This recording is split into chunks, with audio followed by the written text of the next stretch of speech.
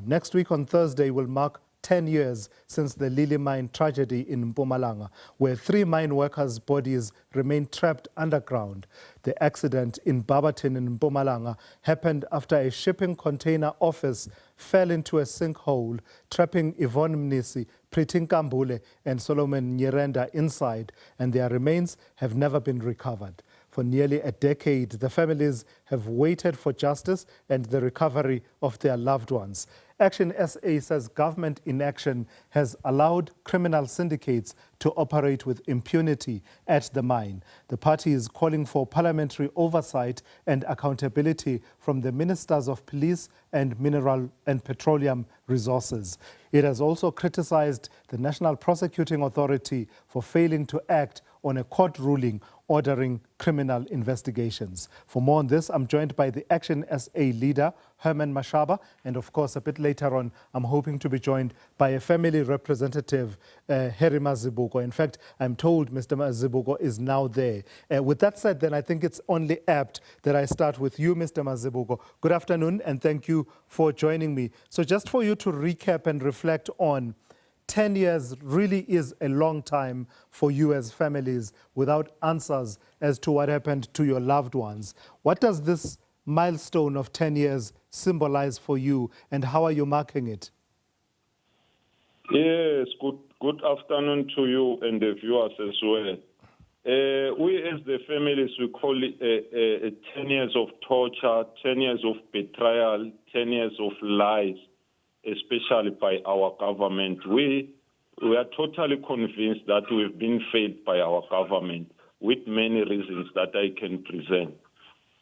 Yeah, just to highlight a few of those reasons. How exactly do you believe you've been failed by the government over the last 10 years?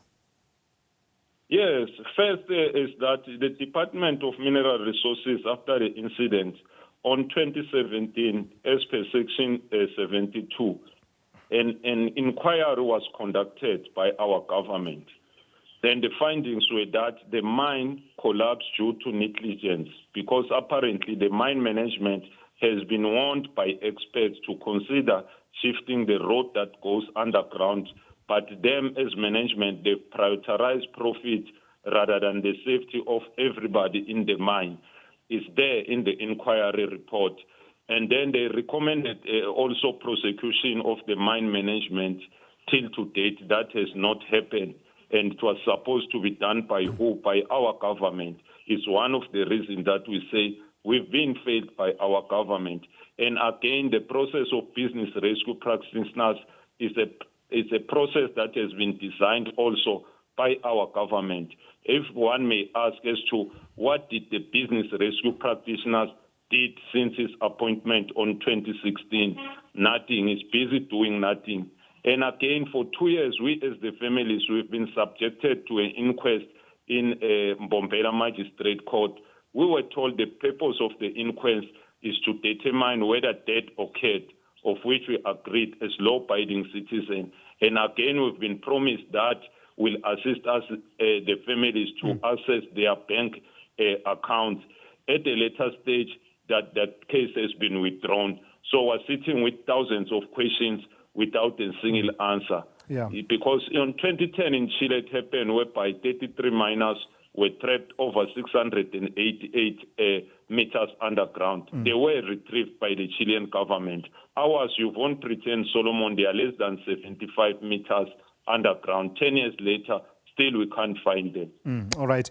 Don't go anywhere, Mr. Mazibuko. I'll come back to you. But just on that point that you make, I want to bring in the ActionSA leader, Herman Mashaba. Mr. Mashaba, good afternoon. We saw you pick up the mantle of this issue a couple of years ago, starting with that point that Harry is making there, Harry Mazibuko is making about the parallel experience of the miners in Chile, and you said it must be possible, there must be a way in which these 3 workers can be retrieved. Just tell me about that effort before we talk about the other processes that have been initiated.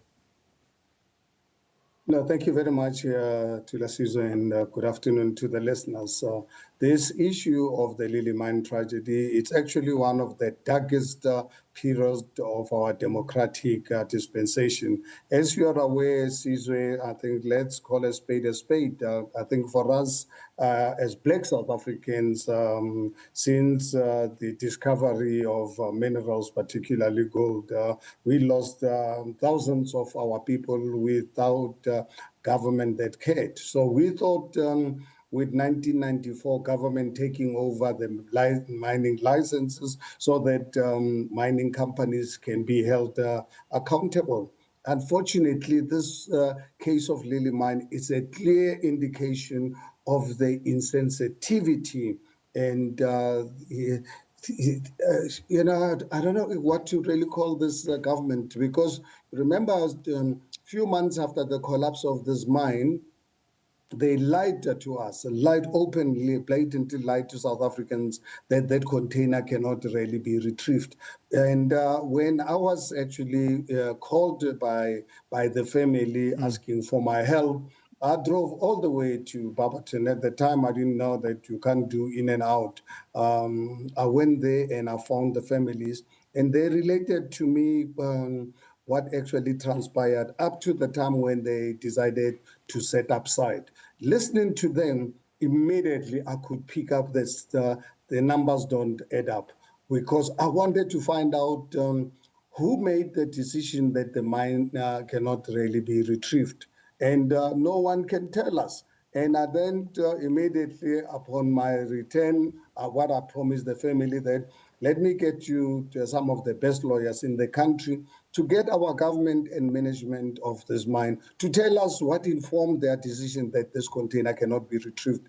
I'm sure you're aware it took us almost 2 years, millions of legal costs, until such time that they actually admitted that that decision wasn't informed by anything, was informed by greed, it was informed by fear, it was informed by refusing justice for the families. And ever since then, we've engaged them going to court, up to the Constitutional Court, even up to today. Management and our government, through the Department of Minerals and Energy, they are in contempt of court orders. They disregard the orders. So we're in a really very difficult situation. Yeah. The families, as you are aware, they've been camping outside the mine for the last 8 years. And in the 8 years, what they've been subjected to. So they did not just really lose Pretty, Yvonne, and Solomon. They lost 8 years of their lives camping outside. And I have personally tried on numerous occasions to say, please, can you guys go home to continue with your life? Lives will fight this while you're there. Yeah. Unfortunately, I've been unable to, and I understand, and I think one is to keep on fighting. That's why this coming week is going to be a big week to get South Africans, our religious leaders, our traditional leaders, and so forth, to know about the evilness of our government. So, Mr. Mashaba, just for clarity, there's quite a number of processes on the go, right? There's the inquest that Mr. Mazibuko alluded to. Then there's the court case that I'd like you to talk to a bit more. That is about access to the site and the possibility of bringing in a private rescue operator. And this is the court case, if I understand correctly, that you initiated in the High Court in Johannesburg. How far has that gone? Is it your position as we speak this afternoon that should you be successful in that process with all the attendant, possible appeals and everything else, everything exhausted, you are of the view that there are experts in the private sector, perhaps in this country or elsewhere, that could, with the permission of the court and including the authority from the business rescue practitioner out at Lily Mine, that could, within a period of time, be able to start the process of trying to retrieve the remains of these three individuals? This matter wasn't brought to the Johannesburg or Gauteng High Court. It was dealt by the Mbombela Magistrate Court, and the findings, the judgment was delivered in October of 2024. and the judgment is very, very clear that the National Prosecuting Authority must institute criminal charges against mine management. Why mine management? Because on 2 occasions, 2 years prior to the collapse of the container, they were warned about the reckless mining. So those reports are there as part of the inquest. It is for that reason the Bombela magistrate made a judgment for the NPA to prosecute. Up to now, they are literally refusing. And we reported this to the South African Human Rights Commission. Actually, on Wednesday, we're going to their offices to go and lay a complaint with the families, because the challenge for us is that now, if these people are in contempt of court order, they are in contempt of the constitutional court. We will keep on losing money, but at the end of the day, when you have a government that is insensitive, refusing to comply with court orders, Yeah. the only thing that we've always said is that must we go to international courts to embarrass our country? But at the same time, honestly, personally, I feel all of us South Africans, particularly as Black people, honestly, we are not only failing Yvonne, Solomon, and Pretty. Honestly, we are failing ourselves, because we are going to be the victims. Because tomorrow, I can tell you, it's not going to be those families affected. It's going to be my family is going to be your family. And that's the reason why we are fighting this matter, to make sure that even the churches are very quiet. I've invited all the years we invite the churches, religious leaders in this country. We invite NGOs to say we've got a tragedy on our hand. Unfortunately, even religious leaders in this country are not interested with the 3 Black families. Mr. Mazibuko, to what extent did the inquest go in answering some of the questions you had? Perhaps not around the circumstances around their death and how that container fell into the ground, but perhaps the safety procedures that were in place, the warnings that perhaps may have been in place, and what could have been done to avert it. Coupled with that, has that helped in any way with you coming to terms with the fact that they've passed on, but you don't have a grave to point to, a grave to visit in any of the 3 families? Yes, that's the reason that we say we're looking for closure. We haven't got closure. One, remember that we are Africans. There are believers who used to come and tell their stories, of which we're looking for anything that will give us the closure that we've been anticipating. Some, they are saying these people, they are still alive. So as far as the inquest is concerned, that is why it was a great trauma for the families to listen to experts, especially Dr. Ganchev, when saying these people, Yvonne, and Solomon, they died instantly. No human being can survive under those circumstances, of which, as a result, Solomon's mother collapsed there in court because they believe with some believers that they are still alive, and it's their right on that regard. Yeah. However, we don't understand as to why we're subjected to that, because finally they've decided to withdraw that case. There's going to be no prosecution. That is why we're saying we're sitting with thousands of questions without a single answer. And the inquest itself, it was a replica of the 2017 inquiry. Same findings, that the mine collapsed due to negligence. It's a fact that one cannot deny.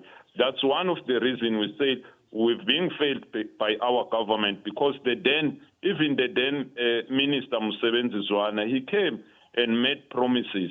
Yeah. Even the now sitting Minister Mantashe on 2025, he made an ultimatum of 60 days for the bodies to be retrieved. So somehow, when the then Premier Didi Mabuza, the late one, he also made promises. That is why we say we believe that we've been failed by our government, because they promise, but they do nothing.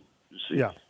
All right, I've got to leave it there for this afternoon. Thank you for your time. That's Harry Mazibuko representing the families of the 3 mine workers at Lily Mine whose bodies are yet to be retrieved after that collapse that happened there, as well as ActionSA leader Herman Mashaba speaking to us ahead of the 10th anniversary of that tragedy.